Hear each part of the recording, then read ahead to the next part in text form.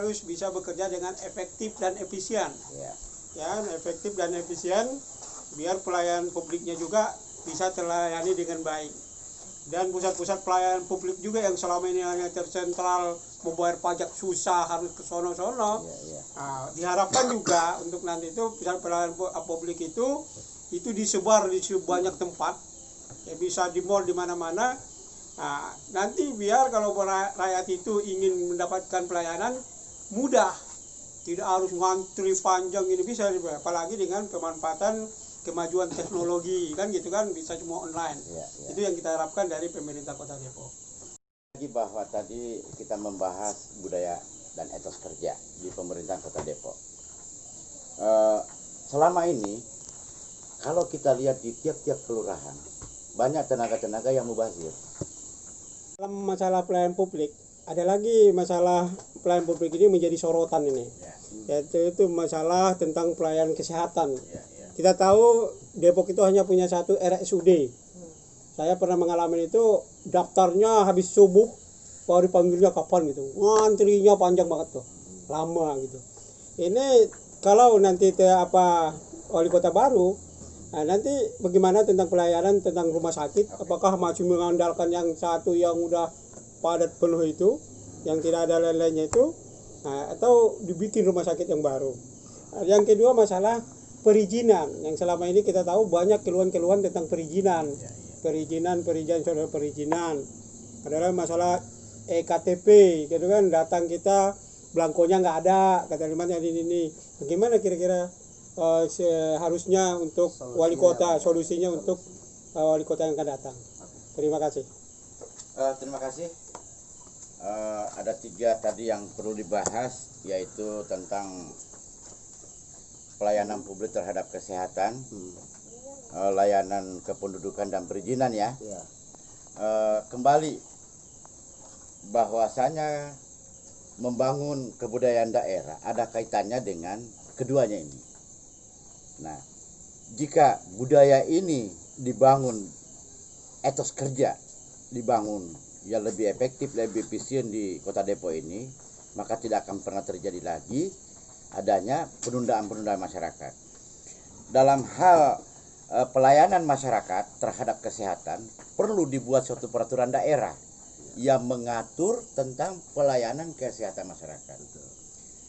Jika tadi mengatakan bahwa rumah sakit daerah atau rumah sakit yang pemerintah punya cuma satu, hanya RSUD, ya tentunya memang kewalahan menghadapinya.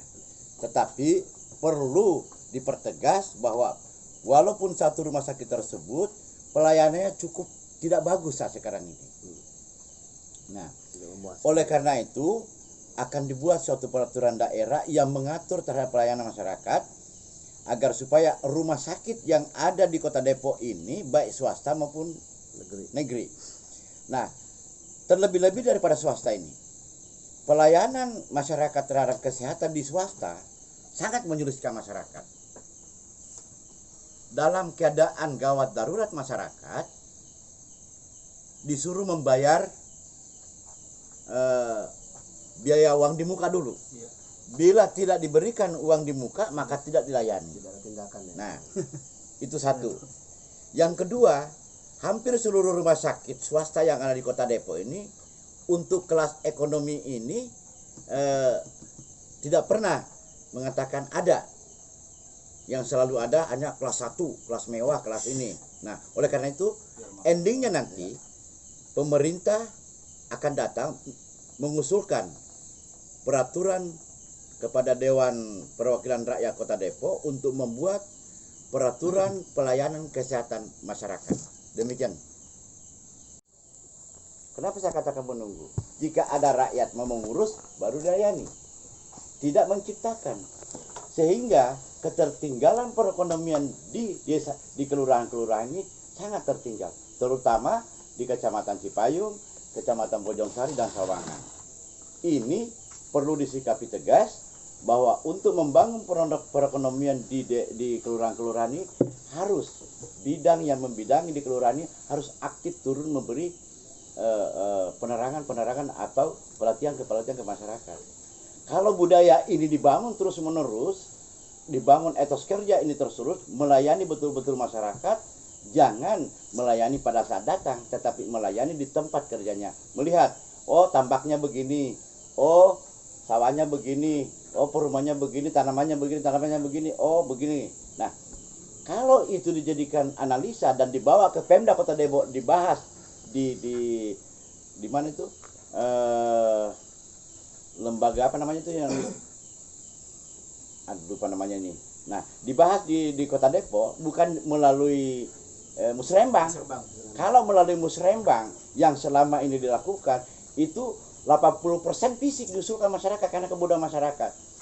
Tidak ada usulan sosial, tidak ada usulan budaya, tidak ada usulan keamanan, usulan kenyamanan, nggak ada. Kesehatan apalagi. Nah, sehingga dengan demikian selama kita ini 15 tahun ini tertinggal karena tidak ada pembinaan kepada masyarakat. Oleh karena itu kalau paslon 1 menang, membangun budaya, etos budaya kerja yang betul-betul pemerintahan terjun betul ke masyarakat demi menghidupi dan melayani masyarakat dengan baik. Barangkali itu yang dimaksud. Dalam hal pelayanan publik di Pemda Kota Depok, apakah masih ada pertanyaan atau masukan? Silakan ke bapak-bapak yang lain. Sebaiknya hari pelayanan itu kalau bisa hari Minggu ya, jadi tidak mengganggu aktivitas-aktivitas yang Enggak apa-apa. Usulan. Ya. saya rasa itu aja.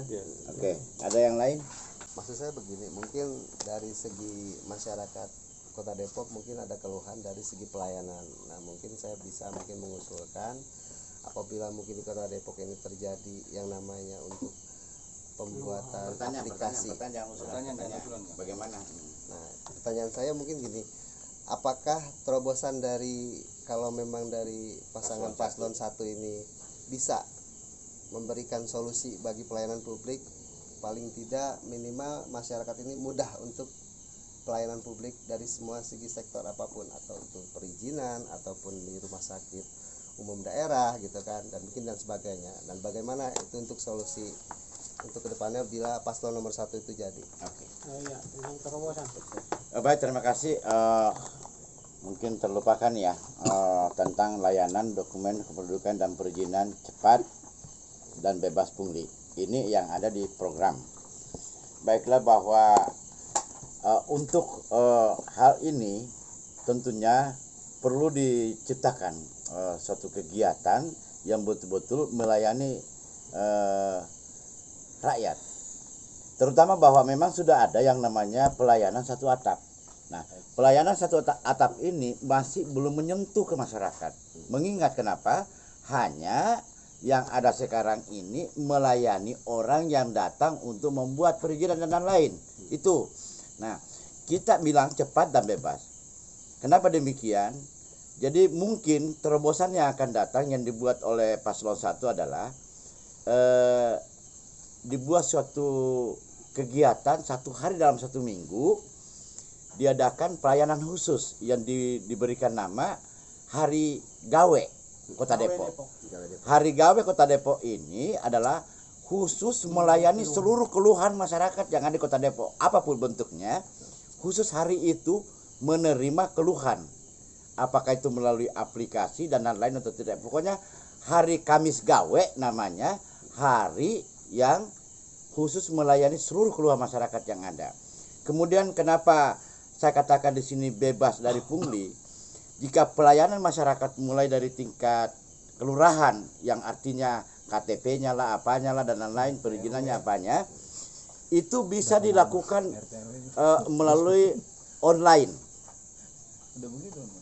Kalau melalui online, mengusulkan yang sudah ditandatangani RT lari ke kelurahan, tinggal dikirim online, itu tidak ada pungli. Itu yang dimaksud dengan cepat bebas pungli. Dan mungkin disebut mal pelayanan publik. Oke, terima kasih Kota Depok. Ya. Jadi Kamis Gawe Kota Depok ini artinya hari itu, hari Kamis, seluruh keluhan masyarakat hari itu harus diterima. Ya, artinya, dan untuk menentukan agar supaya kita tahu bahwa itu hari gawe Kota Depok, Kamis gawe Kota Depok, minimal dicirikan seluruh ASN, baik guru dan ASN dan lain-lain, itu harus memakai baju adat. Minimal celana pangsi. Nah, bajunya baju apa ya kalau di Depok? Koko. Nah, baju koko. Koko pangsi ya namanya. pangsi, Ya, itu warnanya nggak jadi masalah. Jadi ciri kemis gawe seragamnya adalah pangsi khusus untuk ini sampai pelajar. Sehingga bahwa kita tahu bahwa Kamis gawe Kota Depok khusus menerima keluhan masyarakat, dia menerima dengan pakaian adat wilayah kita ini. Itu tambahan tadi ya. Atas penjelasannya Pak Hamzah, kesimpulannya adalah diperlukan membuat satu hari yang namanya Hari Gawe Kota Depok. Kamis gawe. Kamis Gawe Kota Depok. Ya. Yang pada hari ini semua keluhan dari warga Kota Depok tentang pelayanan publik bisa disampaikan pada hari itu. Itu saja mungkin yang mengenai Hari Gawe Kota Depok hari Kamis itu. Terima kasih, kita sudah melewati tahapan-tahapan dari diskusi kita pada malam hari ini. Untuk tahap berikutnya adalah tahap mengenai penegakan hukum.